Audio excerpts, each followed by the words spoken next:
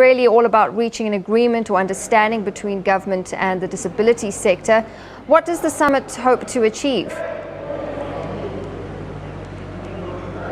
Well, a very good afternoon to you. Well, indeed, the presence of the president here was to send a message that government takes strongly the rights of people with disabilities, and that this white paper on the rights of persons living with disabilities is going to provide the framework, the policy work needed to improve the lives of people with disabilities in the country. And now the president also touched on the issue of students, saying that currently at varsities there are just over 6,000 students with disabilities, and that's saying that that number needs to improve. We need to see more students with disabilities coming through to universities. He also mentioned the issue of transportation, saying that transportation needs to be friendly with people that are living with disabilities, because we know when you're taking taxis or buses, it can often be a bit of a struggle, saying that that matter needs to be addressed as well.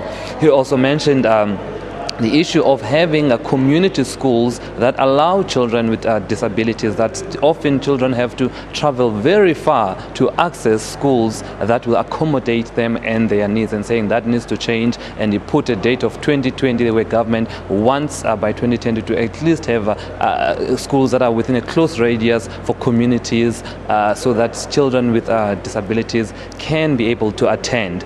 But then before the president spoke, we had a bit of a scruffle outside, if one can call that. We had members of disability, people with disability people, South Africa, where they're trying to force their way through to the summit venue, and they seemed very unhappy. And to tell us exactly what is it that they were demanding, why they were picketing outside, is the deputy chair of human rights within DPSA. Sir, if you can just please talk to us. What is it that you want to be addressed, that you feel this summit has not yet touched on? We would not be able to say this summit has not touched on something because it has not yet started. The only thing that we are saying, that our members are raising the issue that we want the president to commit in moving disability back to the presidency, not in the Department of Social Development. 2, the acceleration of the inclusive education, because there's always mentioning that this is going to be achieved, but every day you go and see schools of disabled people, the special schools, their situation, they are in their situation. There was a recent issue now on news.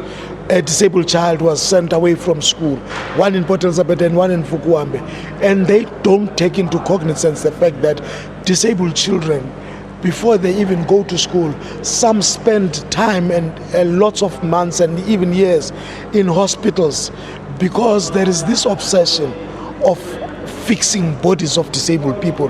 By the time they are ready to go to school, it's already late, and now they are condemned to be uneducated, and obviously they are then denied opportunities, because without education you will not be able to access your rights, because for you to even make true to your rights, you need to understand them first, and education is a tool that helps you. That even to gain employment, education helps you. Then it means that disabled people will be forever poor. All right, well, thank you. That is Disability People South Africa Deputy Chair telling us that the concerns that they have, and that especially around the issue of education, making education accessible for children with disabilities. And that's where we're going to leave it at this stage. Back to you, Natasha. Sipho, thank you very much. Sipho Stuurman, live from the Disability Summit in Pretoria.